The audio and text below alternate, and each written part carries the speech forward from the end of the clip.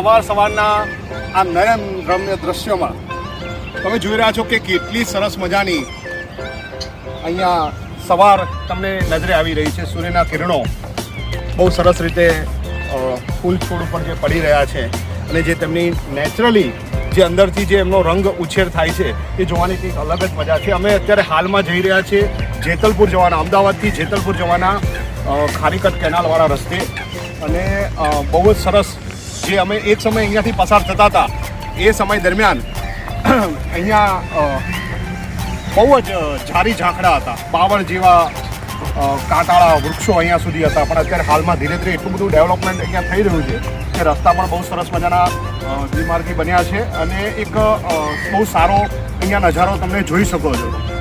પણ સાથે સાથે હું એવું કહેવા માગું છું કે આ પલ બદલતી દુનિયાના વિદ્વાનની દાનત બગડી છે. પલ બદલતી દુનિયાના વિદ્વાનની દાનત બગડી છે. આમાં નાદાનની કોઈ વાત નથી, વિજ્ઞાનની દાનત બગડી છે. અને ચંદ્ર ઉપર પહોંચ્યો છે માણસ ધીરે ધીરે ડગલે ડગલે.